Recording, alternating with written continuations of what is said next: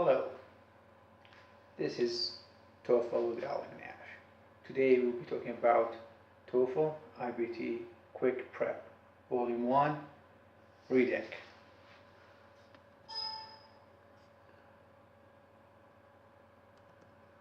Reading section. This section measures your ability to understand academic passage. You can skip questions and go back to them later on as long as there is time remaining. Now we begin with the reading section. The rise of Teotihuacan. Paragraph number 1. The city of Teotihuacan, which lay about 50 kilometers northeast of modern-day Mexican city, began its growth by 100 BC.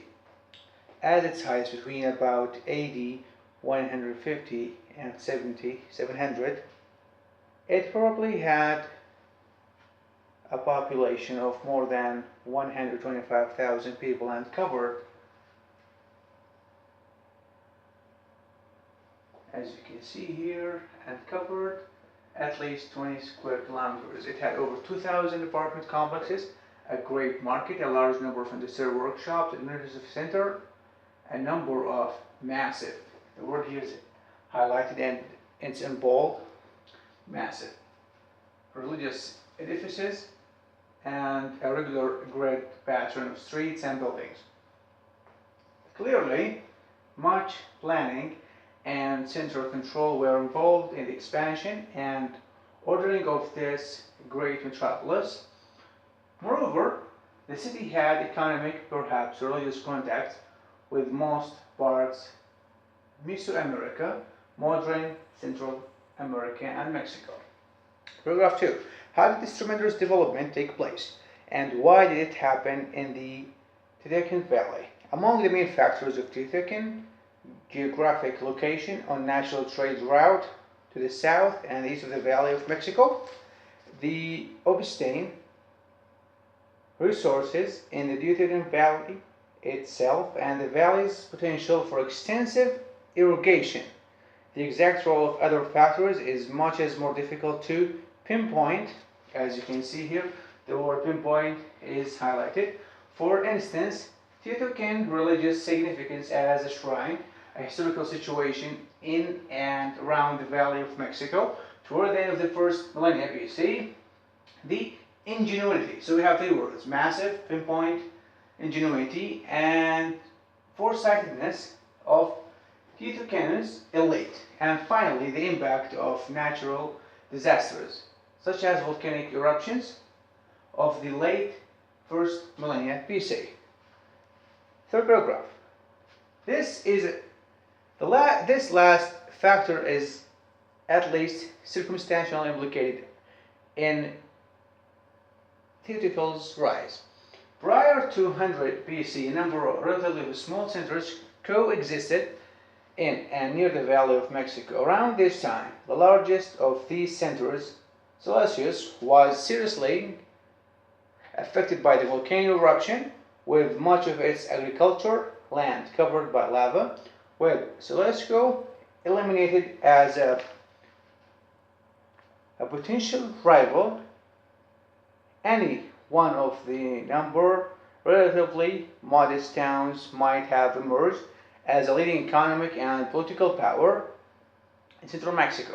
The archaeological evidence clearly indicates, though, that the Teotihuacan was the center of that did arise as the predominant force in the area by the 1st century AD.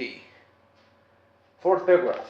It seems likely that Teotihuacan's natural resources, along with the city's elite ability to recognize their potential, gave the city a competitive edge over its neighbors.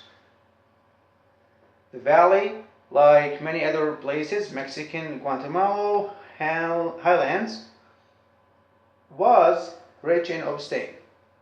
The hard volcanic stone was a resource that had been in great demand for years, at least since the rise of Olympics, a people who flourished between 1200 and 400 BC.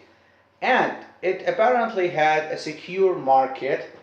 Moreover, recent research on obscene tools have found Olympic sites has shown that some of the obscenes obtained by Olympics originated near the Teotihuacans. The Teotihuacans obscenes must have been recognized as a valuable commodity for many centuries before the great city arose.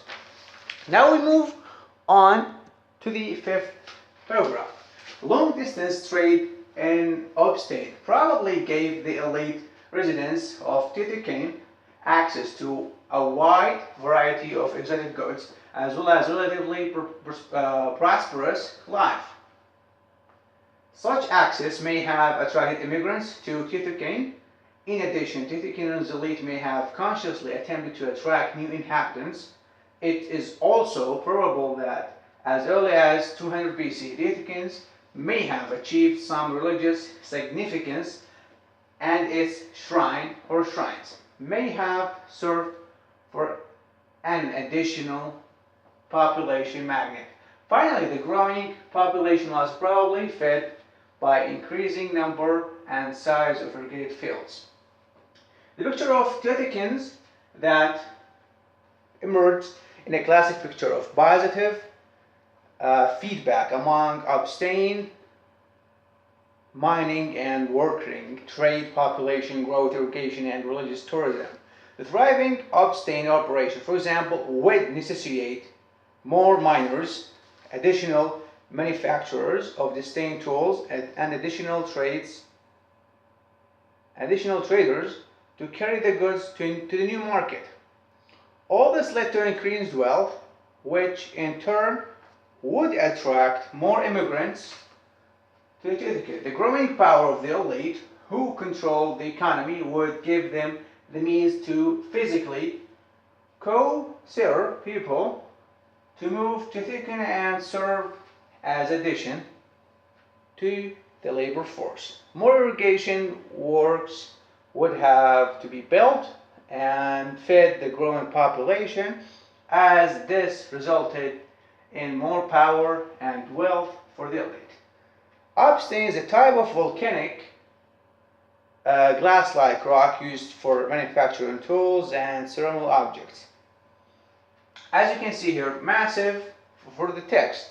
When you study the TOEFL test, that's the whole reading. It's very tiring, and you have 20 minutes to decide which is the correct answer for the question. For example, massive, it means ancient, very old, carefully planned, very large, or carefully protected. Massive, like something big, something huge, something large. So very large is the correct word. As you can see, if you go over these questions, for example, here comes the vocabulary question. Ingenuity means something ambitious. Ambition, no. Seniority, no. Faith, no. Cleverness. It could be cleverness.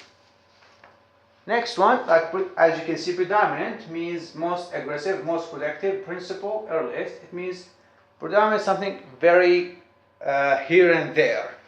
It's very a lot. As you can see, the last question is you have to choose 3 main choices for this writing task, and you just summarize the whole idea, summarize what the text is all about. That's the sample. You can watch it on TOEFL IBT quick break. Thank you for watching.